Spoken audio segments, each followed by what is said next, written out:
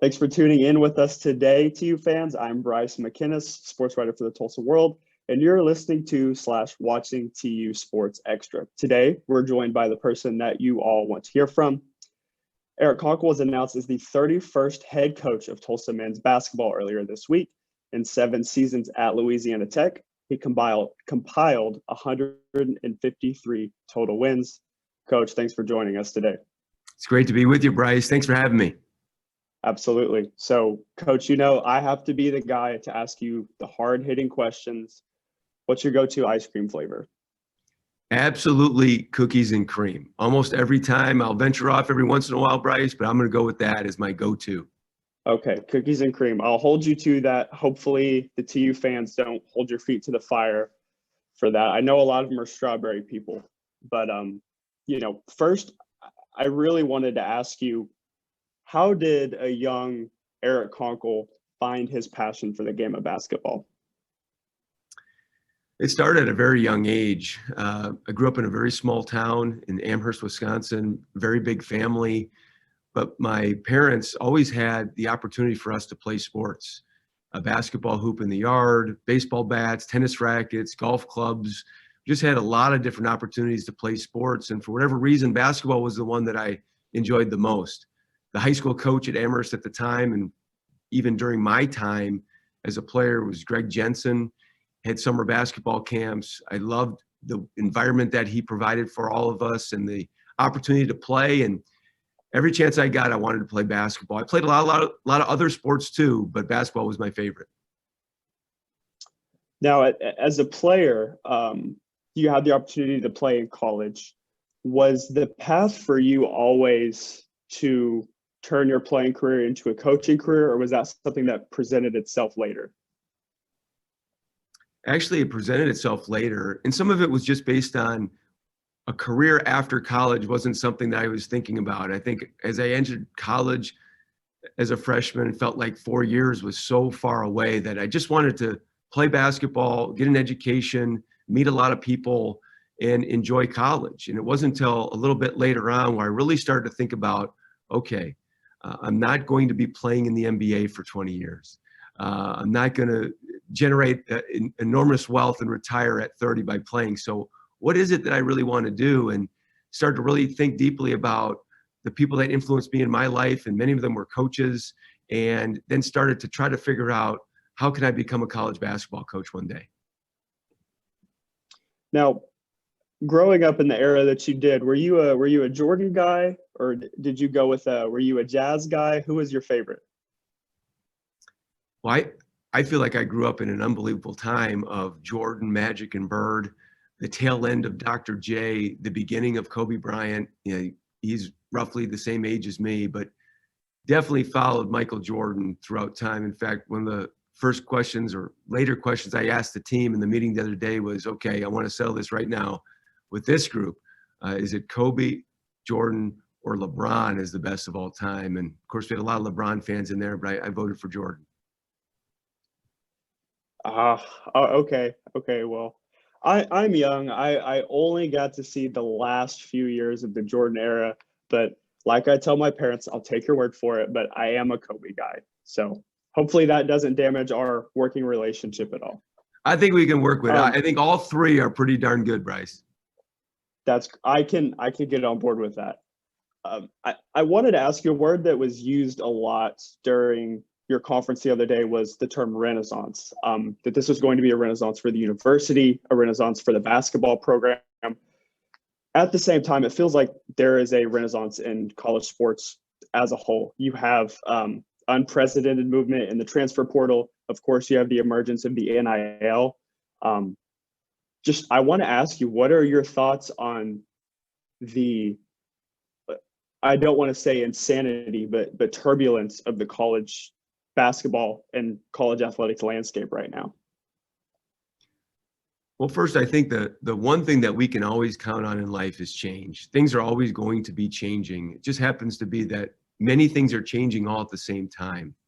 And as coaches, as players and families and society, we've got to be able to adjust. You've got to be able to adapt. And all these types of things have been made to benefit the student athlete. And I'm all for that. That's one of the big reasons why I like coaching basketball in the college level, is doing whatever I can to help benefit the student athlete, the college age person who's developing and looking to build themselves into their best self and position themselves into having a great life after college. So as a college basketball coach, it's our job to just manage it the best we can. And I still think throughout all of this really comes down to trusting relationships and being able to connect with people and be able to help people. And I just try to keep my compass pointed in that direction always, is what's best, how can I help our student athletes become the best version of them. And with the NIL, does becoming an ambassador for your players to be able to capitalize on their name, image, and likeness, does that become in your job description now? I think it's absolutely a part of it now, but it always has been. I need to be and will be their greatest advocate, their biggest fan. These guys are tremendous young people, and you want to be able to put them out into the community and put them out in front of the national spotlight and say, hey, these guys are special. There's competition for that everywhere, but there always will be. That's how the world works. But yes, I view myself very much as in my head coaching basketball role, much their dream manager. I want to help manage their dreams. I want to help them achieve their dreams, help them have a plan to push and try to become great as basketball players, and then provide them as many opportunities as possible. That was one thing that you touched on during the news conference, was you're going to be a player's coach. This is going to be a players-driven program. Practically, how do you go about helping student athletes capitalize on the opportunity for NIL? I mean, are you going door to door and advocating on their behalf with local businesses? Is it more nuanced than that? How does that work? Well, there's a variety of things, and there's also a variety of rules, and those rules are going to continue to change. Like I said, that's the thing that we can count on. I know some state legislators are changing rules from the first draft that they did a year ago, and we're going to keep just following all those things. I know our department is partnered with a company called Influencer to help manage some of those things, some of the opportunities that can come through that. I know Adidas has now just added another platform for NIL. There's a number of things that will continue to change. So as head coach, I'm going to work with our department to constantly stay on top of those changes and how we can best utilize it for our players. But whatever it is, we're going to look to help. I'm all for the players and trying to help them through this space. And what I've learned is some guys are very interested in it. Some just want to play ball and go to school. They don't want to spend a ton of time on it. There's varying degrees of all of this, and we just want to be able to navigate the best way we can. Talking with TU men's head basketball coach Eric Konkol here. I wanted to ask you about the existing players on this roster. Certainly, you know, some of them had great relationships with the previous coaching staff. I know that you had a meeting with them before you addressed fans in the media at the news conference. I just wanted to ask you, you know, how do you work through building new relationships and having to do it kind of rapid fire? Well, the first thing is it takes time. It does. And trust is not something that just happens in one shot.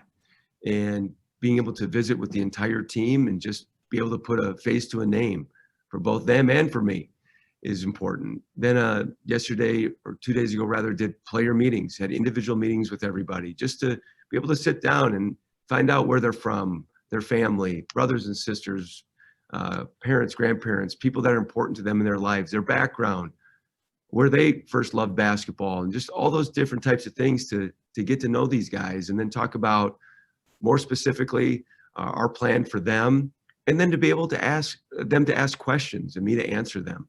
So I think those things are important. And then over time, I believe our players will feel from me and our entire staff that we're going to put them first. We're going to try to help them. We're going to hold them accountable and hold them to a high standard, and then try to work together to become great. But we're going to also, that's going to be ongoing. That's not just in the beginning, but that's going to be throughout our relationship together. One of those individual players, Coach, I want to ask you about is Sam Griffin. As we understand it, he had entered the transfer portal, and then a few days later, yesterday, had made the decision to stay. Do you want to shed light on anything that you guys had talked about, any information that you have on why he made the decision to stay? Well, I think that you'd have to ask Sam on that exactly. I know from my standpoint, we wanted Sam here and shared with him, again, the vision that we've got for this team and how he could fit in it. And that's a similar conversation with all the guys. But I think you think about a young person who's at a college and lose their coach, and there's change. And change is a difficult thing at times. And people can respond to change in a lot of different ways. But I know in everybody's case, I'm here for them.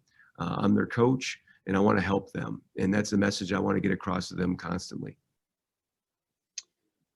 Coach, one thing that a lot of people are concerned with moving forward in the immediate future is what your coaching staff is going to look like. You had mentioned in the news conference that you were going to look at guys that you've been with in the past. Do you have any update on how that search is going now? Yeah, it's progressing, Bryce, and I'm hoping to have a few guys here on campus early next week, the Monday, Tuesday time frame. That's what I'm targeting, as long as we can get through the HR process. But that's where it's looking at, and of course, I'm looking forward to that and getting our guys together so we can not be working so remotely and get them here to Tulsa. I know they're excited about it.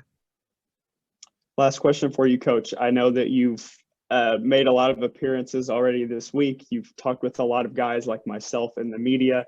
What is a question that you wish you were being asked more? Ooh. Well, I like the ice cream question, Bryce. I mean, that was the first one that I was asked. Normally it comes with ice cream, but normally I'm the one asking the questions and asking people about, why did you pick Tulsa? I was at the student union the other day. There was an event going on. I was able to meet a lot of students and ask them questions. I was asked to donate to a fraternity pie throwing contest. I think I might show up at that tonight.